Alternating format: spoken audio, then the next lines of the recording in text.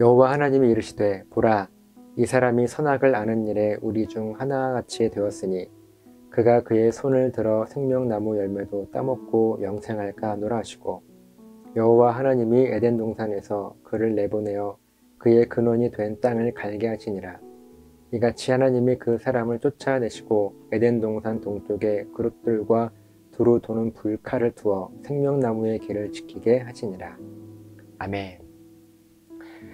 구약의 역사 또 시대의 흐름을 보면 크게 10가지의 시대로 구분을 할 수가 있습니다.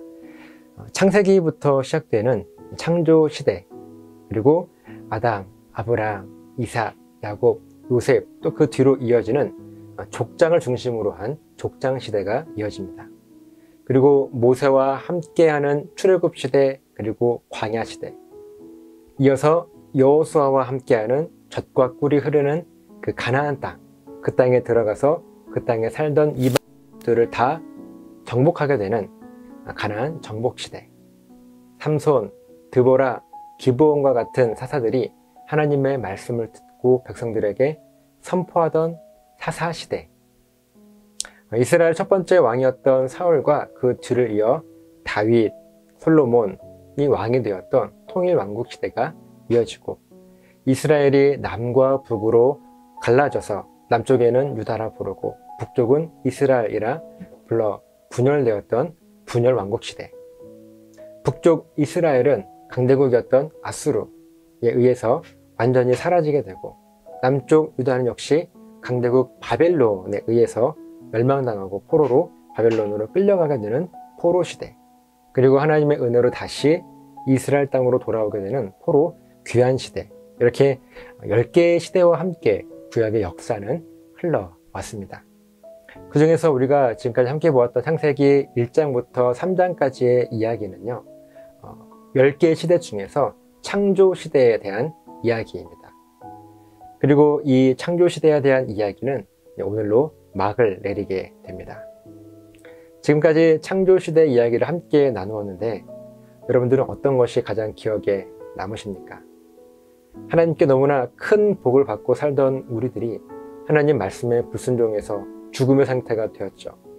그래서 저주를 받고 이미 죽어버렸어야 될 우리들인데, 하나님의 은혜라고 하는 것은 우리를 끝까지 포기하지 않으시고 우리를 살려주시는 그것이 바로 하나님의 큰 은혜였습니다. 어쩌면 하나님의 그 은혜의 우리가 끝판왕이라고 하는데, 은혜의 끝판왕이 오늘 본문에 잘 나와 있지 않나 생각을 해봅니다.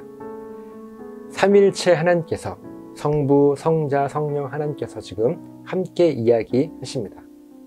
본문에 보면 보라, 이 사람이 선악을 아는 일에 우리 중 하나같이 되었으니 그가 그의 손을 들어 생명나무 열매도 따먹고 영생할까 하노라. 이 말씀을 보면 사람이 선악과를 따먹고 하나님과 같이 되었다라고 말씀하시죠. 이 같이 되었다라고 하는 말의 의미가 무엇인가 하면 선과 악을 다 알게 되었다는 거예요. 사람은 원래 악은 몰랐습니다. 선만 알고 있었어요. 근데 선과 악도 함께 알게 되었다는 이야기입니다. 그리고 그렇게 선, 악을 알게 되었으니 이 생명나무의 존재도 사람이 알게 되었다라고 하는 의미가 담겨 있어요.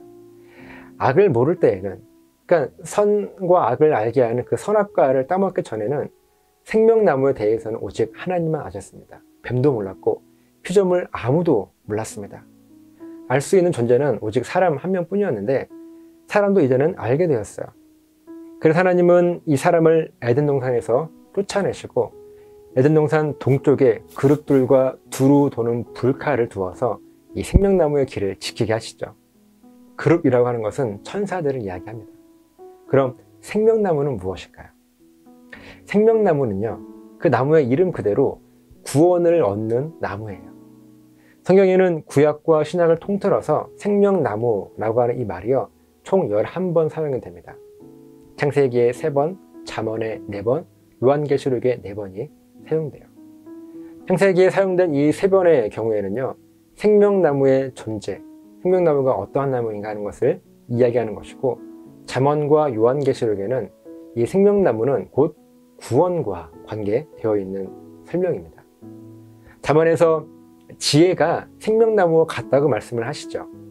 그러면서 성경이 말하는 참된 지혜는 하나님을 아는 것이기 때문에 이 지혜라고 하는 것은 하나님을 알게 되는 그 구원이 곧 생명나무와 같다, 이렇게 말씀을 하시는 것이고, 또한 요한계시록에는요, 하나님과 어린 양의 보좌로부터 출발하는 그 강 좌우에 이 생명나무가 있었는데, 이 나무는요 12가지 열매를 매달 맺히게 하고, 그리고 그 잎사귀는 만국을 치료한다, 이렇게 말씀을 하세요.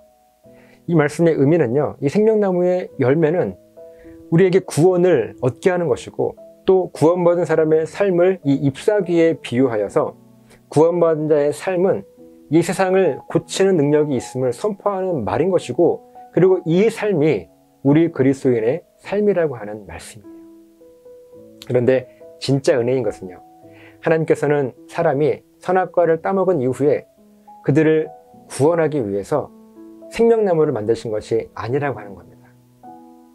처음부터 에덴 동산에는 선악과가 있었습니다. 그리고 선악과를 따먹고 다시 살아날 수 있는 능력이 있는 생명나무도 하나님께서 함께 이미 미리 만들어 놓으셨다는 거예요. 우리 하나님께서 우리가 불순종할 것을 이미 아셨기 때문에 우리를 위해서 이 생명나무를 미리 준비해 두신 것입니다. 근데 우리는 이 말씀을 통해서 의문이 되는 것이 있어요. 그럼 왜 그 생명나무의 열매를 바로 먹게 하시지, 먹지 못하게 그 길을 그릇들과 그 화영검으로 막으셨을까? 선악과를 따먹을 것도 이미 아신 하나님이셨어요. 생명나무 열매를 바로 먹을 수 있도록 하셨을 것이면 애초부터 선악과도 만들지 않고 사람 죄 짓지 않게 하셔서 그냥 에덴 동산에서 그냥 행복하게 그냥 살게 두지 않으셨겠어요? 근데 앞에서 우리가 함께 쭉 보았던 것처럼 지금 이 순간 우리가 이 말씀을 통해서, 아니 내가 어제도 또 그전에도 오늘도 살아갈, 앞으로도 살아가야 할 그 삶을 살아가는 가운데 우리가 실패하고 낙심하고 또 하나님께 감사하고, 그때 우리가 하나님을 찾고 부르짖고 붙잡고 살아가는 그 하나님과의 만남과 교제, 하나님은 그 교제와 만남을 통해서 우리에게 영광 받으시기를 원하셨던 거예요.